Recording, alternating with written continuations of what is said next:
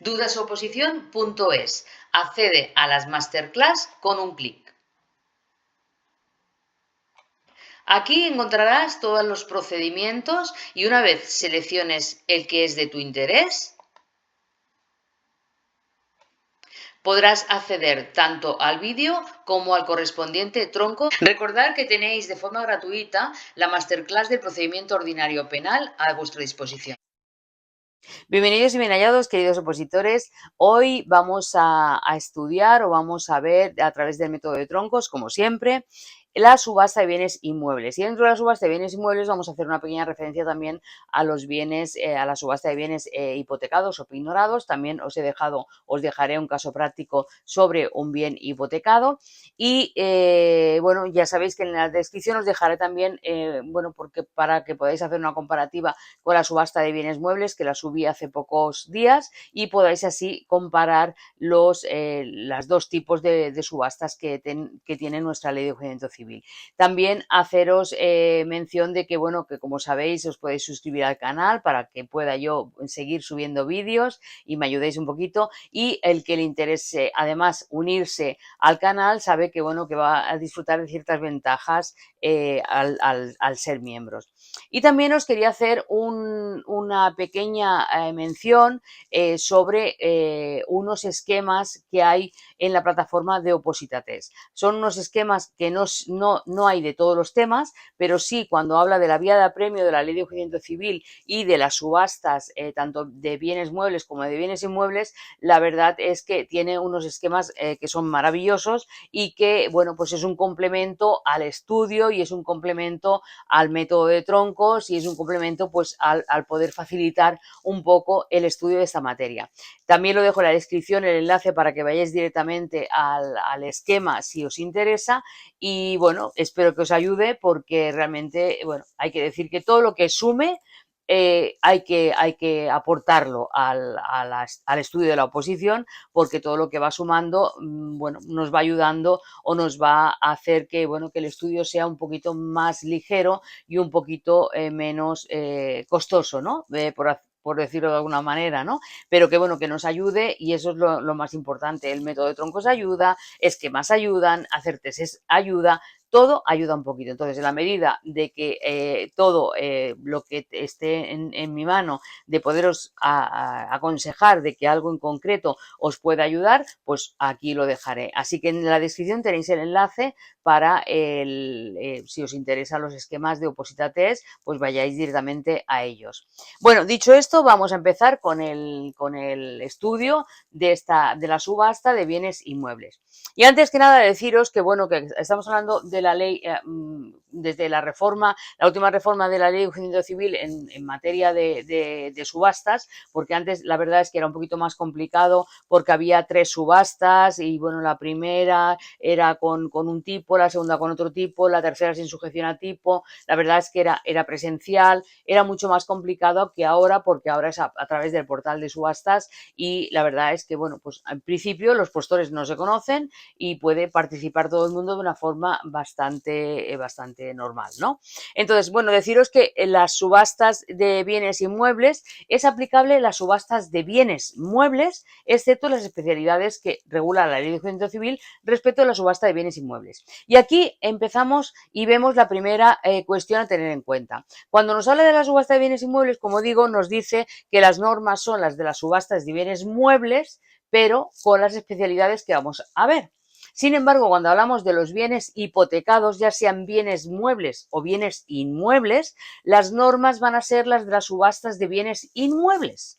Y entonces esta es la cosa importante que vais a tener que tener en cuenta a nivel del test, porque es posible que esto os pueda causar un poco de lapsus, ¿no? Entonces, bueno, pues dicho esto, vamos a ver qué sucede. Como veíamos el otro día en el vídeo que subí de subasta de bienes muebles, se va a parecer muchísimo la subasta de bienes muebles a la de subasta de bienes inmuebles. ¿Qué vamos a cambiar? Vamos a cambiar los tantos por ciento y vamos a cambiar algunas cositas, por decirlo de alguna manera, como por ejemplo, que claro, aquí cuando hablamos de bienes inmuebles, lo primero que vamos a tener que ver desde el juzgado, el letrado del Ministerio de Justicia va a tener que pedir la certificación de cargas para ver las cargas que hay sobre ese inmueble. Entonces, antes de acordar que la subasta salga, se decrete la subasta pública, pues entonces primero el letrado de la Administración de Justicia va a pedir la certificación de cargas a los registros de propiedad correspondientes y le va a tener que notificar o hacerle saber a los acreedores los acreedores anteriores que hay a las cargas que se tengan de que este bien va a ser sacado a subasta pública. Por lo que se va a enviar un oficio. ¿Cómo se va a comunicar esto? Pues se te va a comunicar a través de oficio, como digo, a los titulares de los créditos anteriores para que sepan que ese bien va a salir a subasta. ¿Por qué? Porque una de las cosas diferentes de la subasta de bienes muebles que vimos el otro día es que las cargas anteriores van a ser asumidas por quien se adjudique el bien, no así las posteriores, pero sí las anteriores. De ahí que tienen que conocer los que tienen créditos anteriores que ese bien va a salir a subasta. Otra de las cuestiones importantes es que cuando hablamos de bienes inmuebles, obviamente va a haber una fase pericial, como veíamos en bienes muebles, va a haber una fase pericial y va a haber también una liquidación de cargas de esos bienes, las cargas que hay sobre esos bienes inmuebles, que va a ser a cargo del letrado de la Administración de Justicia, la liquidación de cargas. Esa cantidad que se obtenga va a ser la que va a ser el tipo de la subasta que vamos a sacar.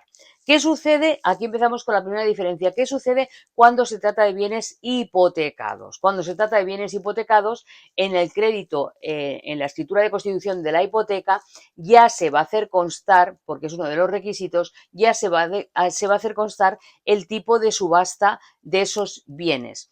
Entonces aquí no va a haber una liquidación de cargas, puesto que los bienes saldrán a subasta por esa cantidad que se ha hecho constar en la escritura de constitución de la hipoteca. Esto es importante porque, como digo, por una parte, en un caso vamos a ver que va a haber una liquidación de cargas y, sin embargo, en los bienes hipotecados no va a haber esa liquidación de cargas, puesto que los bienes ya vienen con una cantidad ya, que es la cantidad por el que va a salir a subasta ese bien.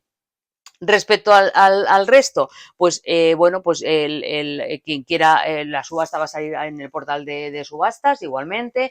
El letrado de la Administración de Justicia dictará un decreto acordando que salga a subasta pública. El valor de tasación menos las cargas será el valor por el que salga. Anuncio de subasta en el portal, el edicto correspondiente, igual que en la subasta de bienes muebles. Y también va en ese edicto, o cosa diferente también de la de bienes muebles, va a haber la información registral que haya del registro de la propiedad, como dónde está el inmueble, las cargas que hay, todo lo que es probablemente la información registral. ¿Qué va a pasar? Pues los que quieran participar en la subasta, los postores o licitadores van a tener que consignar un 5%, igual que en los bienes muebles, esto va a ser lo mismo. También va a pasar lo mismo si se suspende la subasta, pues lo será por 15 días, se saldrá a subasta nuevamente en el plazo de 15 días una nueva subasta. Y ¿qué es lo que decíamos que era diferente? Bueno, como decíamos al principio, los tantos por ciento. Cuando veíamos en la subasta de bienes muebles el 50%, aquí en lugar del 50% va a ser el 70%. Es decir, se van a dar las mismas circunstancias, que el postor pueda ofrecer una cantidad igual o superior al 70%, que el postor pueda ofrecer una cantidad mayor del 70%, pero con un compromiso de pagos aplazados, que se ofrezca una cantidad menor al 70% y que no haya postor. Estas son las circunstancias que pueden venir en el caso de que haya, bueno, en el devenir de la subasta. Entonces, pues va a pasar lo mismo que, como decíamos, en la subasta de bienes muebles. Reitero, si el postor ofrece esta cantidad, pues ¿qué pasará? Que en el mismo día o en el siguiente se aprobará el remate a favor de esta persona que ha ofrecido esta cantidad. Aquí, ¿qué sucede? Pues que como se trata de bienes inmuebles o bienes hipotecados, que realmente las hipotecas el precio puede subir un poquito más, de ahí que el legislador entienda que el plazo para la consignación de la diferencia va a ser un poco más amplio. Por lo tanto, dice que son 40 días. Entonces, estos son los datos que de una subasta a otra vais a tener que tener en cuenta a la hora de una posible pregunta de tipo test o en el caso de un supuesto práctico. Si se consigna esta cantidad en el plazo de 40 días, bueno, pues el letrado del Ministerio de Justicia dictará decreto de adjudicación a favor de esa persona que ha ofrecido una cantidad igual o superior al 70%. También sabemos lo mismo que pasaba con bienes muebles, que si hay postor, el ejecutante puede participar. Entonces, en este caso, el ejecutante también podría ofrecer esta cantidad y se aprobaría el remate a favor del ejecutante. Se liquidarían por parte del letrado de Administración de Justicia el principal, intereses y costas, ya que se ofrece una cantidad, pero hay que ver la deuda que había y lo que se ofrece. Es posible que a lo mejor el ejecutante tenga que aportar una cantidad mayor si se quiere quedar ese inmueble, y también es posible pues que este ejecutante pueda ceder de remate a un tercero, porque realmente al ejecutante a lo mejor no le interesa el bien, no le interesa el inmueble, lo que le interesa es cobrar. Entonces, ¿qué pasa? Pues que presenta a un tercero que cede el remate a favor de un tercero, y es el tercero el que, al igual que en el caso de bienes muebles, comparece ante el letrado de Ministerio de Justicia y se levanta un acta de cesión de remate a favor de este tercero que, bueno, pues que aporta este dinero y le entrega al ejecutante, y aquí se salda, y después el decreto de adjudicación sería a favor de este tercero. Si ofrece una cantidad superior al 70%, pero a plazos, pues pasaba lo mismo que en la subasta de bienes inmuebles. El ejecutante tendrá 20 días para podérselo quedar por el 70%. Si no se lo queda, pues se aprobará el remate a favor del mejor postor, y si sí que lo queda, se lo quiere quedar, pues se aprobará el remate, se adjudicará el bien a esa persona. Si se ofrece una cantidad menor del 70%, entonces se hará saber al ejecutado para que presente un tercero que mejore esta cantidad en el plazo, para que la mejore en el plazo de 10 días, ¿de acuerdo? Si la mejora, pues entonces se adjudicará a favor de esta persona y ya está. Tampoco, yo digo que se parece muchísimo a la subasta de bienes muebles, que tenemos que compararla muy y mucho con la subasta de bienes muebles. Simplemente es cambiar un poco los tantos por ciento y tener en cuenta que aquí estamos hablando de inmuebles, y hay dos cosas importantes: el hecho de que se trate de una vivienda de uso habitual, una vivienda de uso, bueno, donde viven, o que no se trate, mientras que si hablamos de bienes muebles, pues esta circunstancia no se da y el legislador la va a recoger. Y en el mismo caso, si hablamos de una ejecución hipotecaria, cuando hablamos de una subasta de bienes hipotecados, va a pasar lo mismo. Tenemos que diferenciar entre si se trata de bienes muebles, hay de uso de vivienda habitual o no. En la ejecución hipotecaria tenemos que tener en cuenta que, al hablar de la ejecución, que lo hablamos en el momento de la ejecución, tenemos que tener en cuenta que las costas no pueden superar el 5%, mientras que si hablamos de una ejecución normal, de ejecución de títulos judiciales o de un préstamo, y las costas pues van a ser provisionalmente un 30%, pero aquí hablamos de que las costas, cuando se trata de vivienda habitual, no pueden superar un 5%. Son cuestiones, como digo, a tener en cuenta esas diferencias. En el caso de que no haya postor, aquí es donde vamos a ver la mayor diferencia. Y es que en el caso de que no haya postor, el ejecutante tendrá 20 días para podérselo ejecutar. Para podérselo adjudicar.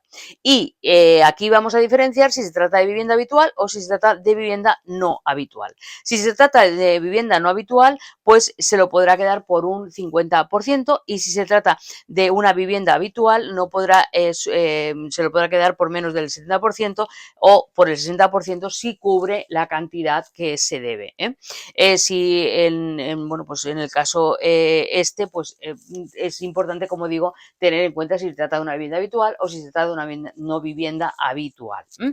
Y bueno, pues esta es la ejecución, la subasta de bienes inmuebles, como digo, y con la particularidad de la poca diferencia que hay también con los bienes hipotecados y penhorados, que realmente pues a tener en cuenta las normas que se van a regular. Repito, para bienes hipotecados o pinorados, las normas de la subasta van a ser las normas de la subasta de bienes inmuebles. Y cuando hablamos de bienes inmuebles, va a ser las normas de la subasta de bienes muebles con las especialidades que se regulan para los bienes inmuebles. Dicho esto, os dejo un caso práctico que espero que os vaya bien y que me comentéis si hay alguna particularidad al respecto. Así que buena semana y buen estudio.